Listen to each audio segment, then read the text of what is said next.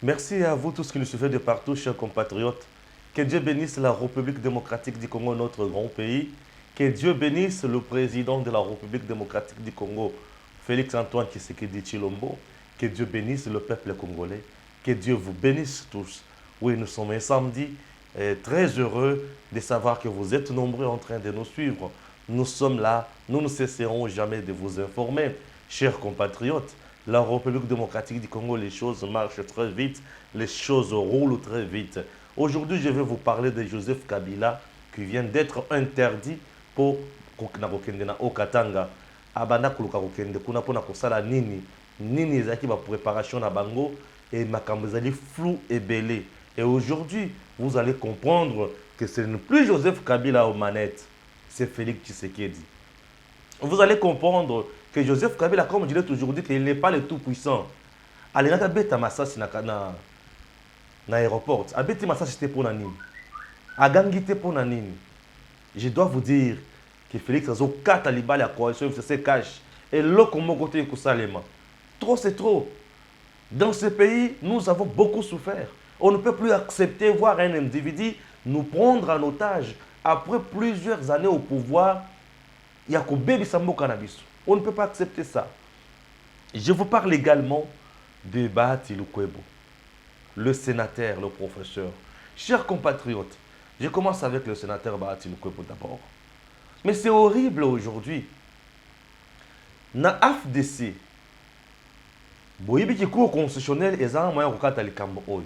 Puisque ezalaki inféodé na bakabiliste.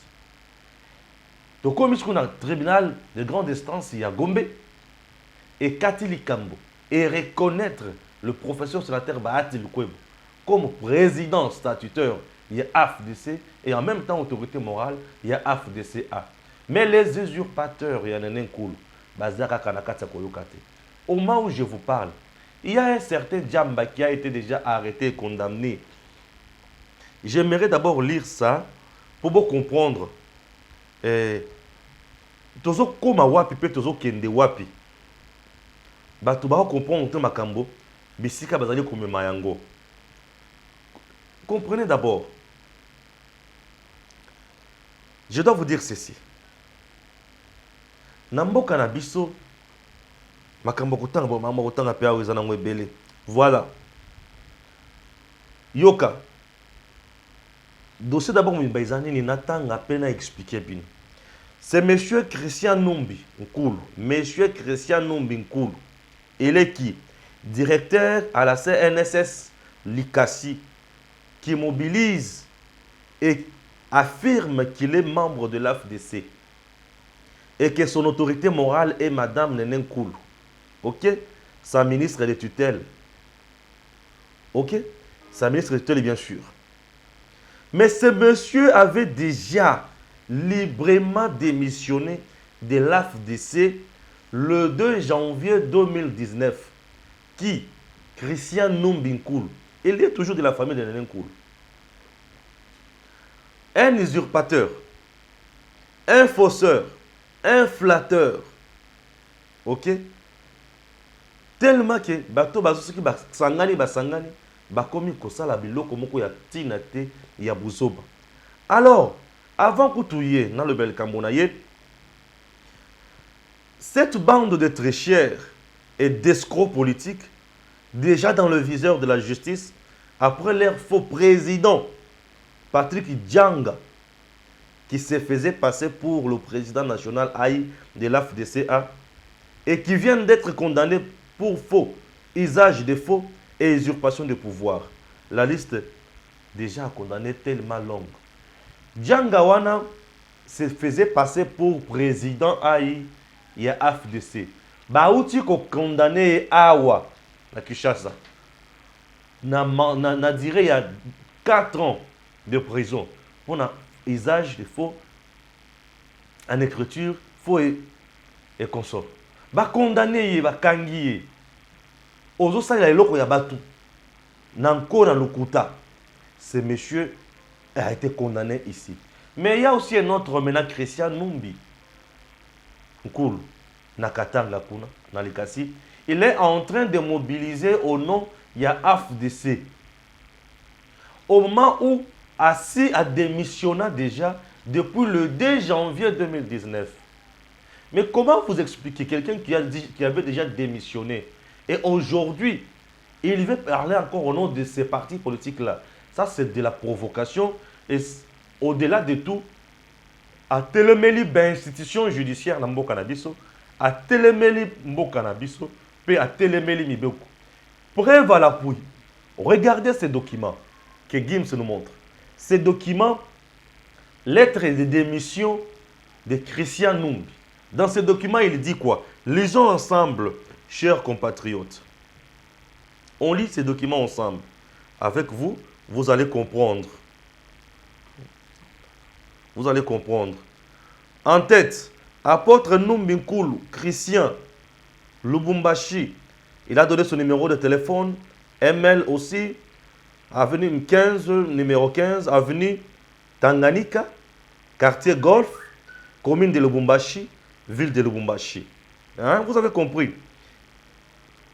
Transmis copie pour information à l'autorité morale AFDC, au secrétaire général AFDC, tous à Kinshasa, à la fédération AFDC au Katanga. Concerne ma démission à Madame la présidente nationale et d'intérim de l'Alliance des forces démocratiques du Congo, AFDC en sigle à Kinshasa. Madame la présidente nationale AI, par la présente, j'ai l'avantage de vous saisir au sujet, bien sûr, de l'objet mieux renseigné en concerne. En effet, n'étant pas satisfait du résultat des élections législatives nationales et provinciales du 30 décembre dernier, et pour des raisons de convenance personnelle, je vous adresse ma démission au sein du parti politique Alliance des forces démocratiques du Congo, AFDC en sigle, et vous demande de prendre toutes les dispositions y afférentes. Veuillez agréer, Madame la présidente nationale AI, l'expression de ma profonde gratitude. Signé par qui? Apôtre Numbi Nkulu Christian. Mais aujourd'hui, il se paye encore le luxe de mobiliser au nom de l'AFDC et de réaffirmer encore qu'il soutiendrait son autorité morale, Nene Nkulu. Bande de malfaiteurs. Cette bande de malfaiteurs mérite une fois de plus la rigueur de la loi. Les autorités ayant en charge de contrôler le parti politique, vous avez intérêt à cette bande. Ça, ce sont des escrocs politiques. Ces escrocs politiques ne méritent plus pitié, ni honneur, ni respect. Ce sont des gens qui méritent la prison. Comme Djanga vient d'être condamné ici à Kinshasa pour 4 ans, il serait mieux de poursuivre maintenant Madame Nene Nkulu en justice pour l'arrêter, la condamner. C'est vraiment important. Elle devient dangereuse. Nakatia, politique na mboka na biso. On ne peut pas accepter de vivre avec des gens comme ça. Parce qu'aujourd'hui, Nene Nkulu, Djanga, Christian Numbi défient la justice et défient l'État congolais. Monsieur le ministre de l'Intérieur, s'il vous plaît, prenez des choses en main. Qu'on arrête ces gens par le gens de l'ANER, que l'ANER arrête ces gens, que le service de la police arrête ces gens. Je trouve très mal, parce qu'avant de faire une manifestation dans une commune, vous devez aller d'abord vous présenter à la police et à la commune. Mais il y a une autorisation, il y a une puisque bazar est reconnu, bazar a défaut de qualité. Ce sont des gens arrêtés, puisqu'ils sont là en train de défier l'autorité de l'État. Il faut qu'on arrête ces gens. On doit arrêter ces fossoyeurs, s'il vous plaît. On doit les arrêter. Ce sont des gens qui font là du n'importe quoi. Bandeko, mboka na biso il faut etambola na mibeko ndenge longobani. Pour ceux qui mboka na biso etambola na mibeko ndenge longobani, toko zala na banka momoko tina te, pe mboka na biso kozala na biloko moko buluyeke. Le sénateur professeur Bahati est le seul aujourd'hui, après congrès au Etirosale à Kinshasa, congressiste ponié pendant 5 ans. Et le vice-premier ministre en charge de l'Intérieur, via son secrétariat, il y a Makamote, ma parti politique et conseil de regroupement, bah eu acte. Il y a élection, il y a Bati Lukwebo comme président de la FDC. Encore, Kaka, VPM et intérieur, Ayebi Lissousou, que FDC a, c'est toujours Bati Lukwebo comme autorité morale. TGI aujourd'hui, dans le premier degré, à rendre jugement à lobby, c'est Bati l'autorité morale en même temps, autorité statutaire, qui est FDC. Mais comment Batu Bakubanda rouler au nom et pour le compte, il y a parti, ou tout ça là, il y a bangote. Non. Bah, dédoublement à parti, Nambo Canabiso, et ils allaient interdit. Donc, ils allaient interdit. J'espère que tous os senga n'aba konzi. Bah, rendre biso tâche facile. Nous rendre tâche facile, c'est-à-dire quoi? Arrêter Batunions au Bazana Kati, il y a Kosala Mouboulou au nom de l'AFDC. Il y a Kokende ko mobiliser Batou au nom de l'AFDC. Puisque, au cas où les Cambodgiens sur le terrain, tout le monde est la responsabilité. Pour nous donner un défaut de qualité. Bozoti kaina ba emblème, na ba drapeau, na kombo na makambo sur ya biloko oyo bopekisi. Azo défier l'État congolais, azo défier justice, azo défier mibeko et batona bazo mériter rigueur ya loi. Bakanga bango. C'est très important. Chers compatriotes, Joseph Kabila abana kokende na Katanga. Na o Katanga bien sûr. Annoncé en pompe pour akende kuna. Abana kokende kosala nini? To éviter. Bandeko. Yoka makambo oyo lakisi ke makambo ezali flou. Baza Kabila na batu na ye ba utiliser deux choses. Et là, liboso stratégie na bango liboso na Kinshasa, stratégie à mibale na Katanga. Je vais vous parler avec des preuves à l'appui. Na Katanga d'abord, batu ya Kabila, batu oyo baza na kati, ya ba responsabilité belé, ba chef ya ba marché, ba entreprise mususu, ba lobby na batu ke lelo samedi misala ezate.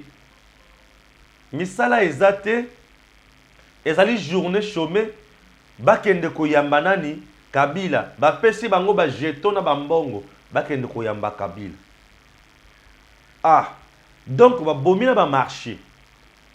Ceux qui osana tembe, ngai naza na Katanga te, mais ba image eza à l'appui. Suivez cette vidéo. Bakatange bote, ni mite na ndukenu Christian Kitungwa. Mina kuya par rapport ya i dossier. Il y a bantu beko na bloqué bantu Mansoko, les administrateurs de marché. On a bloqué bantu Mansoko en leur donnant des jetons. À Sema, il faut bende baka accueillir ancien président obligatoirement. On a Sema kuna makaji, tunasema hivi. Kesho kuko makaji bantu wanapasha kutumika. Na bale ba administrateur ba Mansoko amwezi kuimposer bantu kwenda kwa accueillir njoo kuonesha popularité yenu. Non. Benye ba leader banene ba Moïse Katumbi ba Fachi mukwantombolo mulume mwenda lumu aba blokake bantu aboneshake bantu asema bashende mu Mansoko bashifanye makaji yabo. Mais pourquoi d'autres individus peuvent faire ça? Si tunasema non, mwache bantu batumike makaji yabo normalement. Kuona popularité yenu, il faut itoke maro yenu mujua asema ni popularité couvre. Apana mabintu moa ma popularité virtuelle en obligeant des gens balabana na mwe mumaro yabo mwende mukaba obligé bende kuma marche yenu. C'est que nous disons, laissez les gens batumike tranquillement. À mwezi ko imposer ba les bantu bende wakakeil. Les administrateurs de marché KJN vous serez sanctionnés. À mwezi ko obligé bantu bende kuma nini kuma accueil yenu obligatoirement. Le message est celui-là. Muna pasha kwacha bantu tranquillement. Bantu tranquillement bende bakamwakeir mufanye popularité nous mufanye mabezi yenu, mais n'obligez pas les gens kesho kuko kaji. C'est ça le message de nilikuwa nayo leo accenti. Vous avez compris? Il vous parle en Swahili. Mais message est on a outil kopé sabine. Mais maintenant, ici à Kinshasa stratégie est à la kinini. na Kinshasa stratégie ezali boye. Bazalaki na avion privé à Kabila. Pe bazui ba billet nyonso presque 3/4 ya ba billet ya Congo Airways. Ba futi kuna ba sombi yango, ba sombi 3/4 ya billet ya Congo Airways o ezokende na Katanga lelo. Bazui 3/4.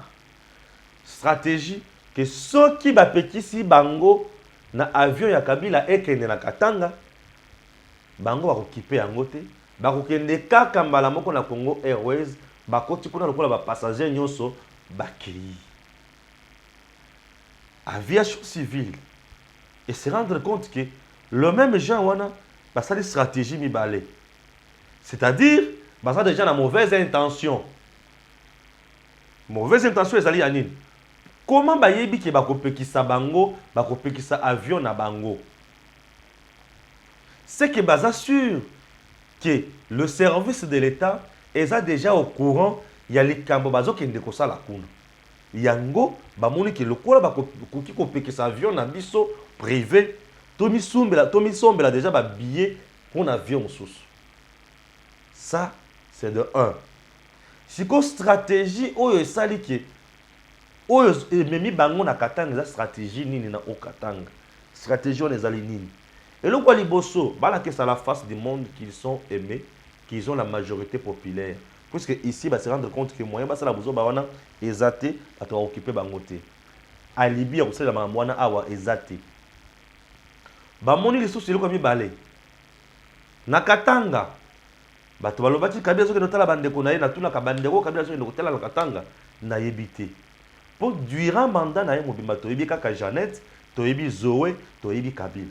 Akinotala bandeko nini wana eloko mibale eloko misatu maki oya eyo abora eza na Katanga bisika bango ye na musée bisika babotama soi-disant bisika basala rébellion na bango soi-disant bisika makambo yo bandela Katanga bisika John Numbi o tozo kazana ferme na makambo ebele na Katanga bisika Gédéon Kyung oyo alataka t-shirt ya Kabila na Katanga. Boye bisanga. Idée ezali nini? Naza kaka na ba hypothèse. Mais oyo zo mema biso poto comprendre quelque chose. Oyo zo zala ya vérité. Quelque chose oyo zo zala louche. Donc le président de la République, Félix Antoine Tshisekedi, va se prononcer ce dimanche à 14h30. Kuna toyo kasala nini et bardé et indi. Pombo kanabiso ba sécession ebele salima wapi na Katanga. L'histoire doit nous renseigner, doit nous interpeller. Sécession na Katanga. Avec tout ce qu'il a comme argent, tout ce qu'il a comme moyen pour instrumentaliser la Katanga. C'est possible à ça la rébellion na Katanga. Au Katanga, bien sûr. Je parle de l'espace Katanga, puisqu'il n'y a plus une province Katanga. L'espace Katanga, bien sûr. Alors, Eza makambo oyo sengeli est interpellé bisonyos. Eza makambo oyo interpellé bisonyos. Pour nani ko somba ba billet na Congo Airways. C'est tout à fait normal. Bazali ko cacher nini. Il y a un coup qui est en gestation, si nous comprenons bien. Alors, je dis bravo dans le service à l'État congolais, Oyo Ezu Makambouana, et on a annulé tous les vols aujourd'hui. On a annulé tout. Pas de vols, ni civils, ni privés, ni militaires, ni quoi. Pas question de vol. On a annulé tout. Bouvandana. Précipitation, on a nini. Tout ça, la campagne électorale petit. Tout ça, la campagne électorale t. On dit qu'il y a la nini. Et pourquoi quand on a le samedi, président Félix Akolobalobi dimanche? Non, c'est flou. C'est flou. Les agitations au yozo la kesanine. Ceux qui ont moni likolo et indi bingi. Vous là est comme pembene ya konoka. Et lokola mvula ekomi pembeni ya konoka, yeba ke makambo maali koya. Décision oyo président Félix azo pesa mokolo ya dimanche oyo. Et kopesa bato ebele palpitation. Et palpitation na nde mutu ozomona ekomi kopesa bato kizunguzungu boy. Bino ba yebomesana kolobake. Kabila, ce qui président Félix a kati coalition FCC cash. Kabila a kosala mobulu na mboka oyo. Lelo bozui premier soin. Lelo bozui première information. Tant qu'on a le bakanabino qu'il ne fera rien. Je dis rien.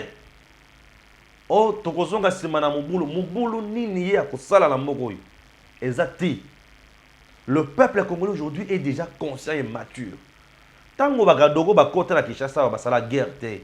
Bayana minduki na bango ba veste na bango milai na Kinshasa wa. To yamba bango. Ba vanda. Poto lembaki dictature ya Mobutu. Mais lelo bato bazali na bosenga Félix a sala musala. A changé vie à pas congolais. Ba sali 18 ans. Bah, comme ici Congo, pays plus pauvre et plus endetté. Bah, comme ici pays, il y a Sony, toutes les entreprises publiques par terre. Il y a Bangonde Kenda, bah comment bah Tombongo, bah Vama. Et des gens pareils ne méritent plus notre respect. Des gens pareils ne méritent plus même le respect à l'autorité dans le cannabis. Ce sont des gens qui méritent la prison. Je dis encore ceci. Le président Félix va parler le dimanche. S'il met fin à l'accord FCC cash, et ça n'a l'autre côté que ça les mao. Oh mon boulot est que ça les maté. Au contraire, population to koza na balabala to ko beta maboko. To ko lobaki ozali mobali, ozali lombe.